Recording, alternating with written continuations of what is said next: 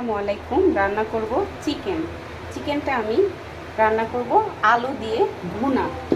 তো এটাও আমি আজকে মেখে রান্না করব, বাট অনেকটা সময় নিয়ে কষিয়ে, কারণ ব্রয়লার মুরগিতে কিন্তু একটা স্মেল আছে।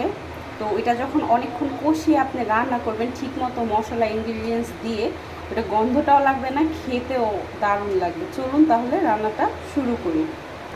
আমি চিকেনটা ধুয়ে পানিটা ঝরা দিয়ে রেখেছিলাম। এখন আমি এর ভিতরে একে একে মশলাগুলো সব দিয়ে দিচ্ছি পেঁয়াজ কুচি।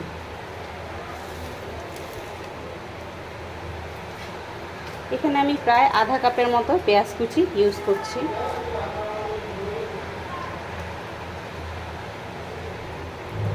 দিচ্ছি রসুন বাটা।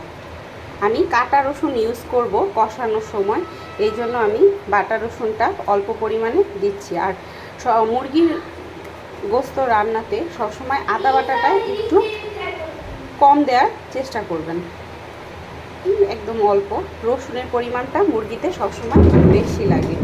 তো চলুন একে একে হলুদ, মরিচ, ধনিয়া, জিরের গুঁড়োগুলো দিয়ে দিই। লবণ, এখন আমি দিব পরিমাণ মতো লবণ।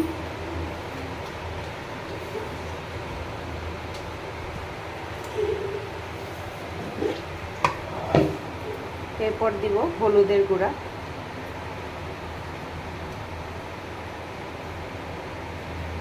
এখন দিব মরিচের গুঁড়া,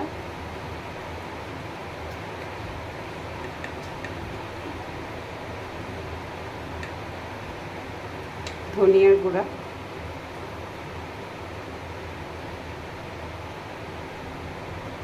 এবার দিব জিরার গুঁড়া। এখন আমি তেল দিয়ে সুন্দর করে এটা মেখে নিচ্ছি। দিয়ে দিচ্ছি পরিমাণ মতো তেল, দিয়ে আমি মেখে নিচ্ছি। আমি সবসময় রান্নায় সরিষার তেল ইউজ করি, এটা স্বাস্থ্যের জন্য ভালো। আপনারাও চেষ্টা করবেন সরিষার তেলটা খাওয়া।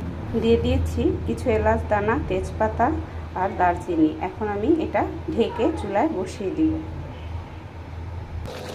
মাংসটা কষানো অবস্থায় এখন আমি আলুগুলো দিয়ে দিচ্ছি। আরও কিছুক্ষণ কষাবো, সঙ্গে আলুটাও কষিয়ে নিচ্ছি। দেখুন মাংসটা খুব সুন্দর করে কষানো হয়ে গেছে। আমি সামান্য পানি দিব, ঝোল রাখবো, একদম শুকনো শুকনো গা মাখা করে রাখবো। ডান আমার গোস্ত রান্না। এই যে আমার গোস্তের ফাইনাল লুক, তেল উঠে যাচ্ছে। এইভাবে আপনারা অবশ্যই রান্না করে খেয়ে দেখবেন, খুবই খুবই খুবই মজা লাগবে।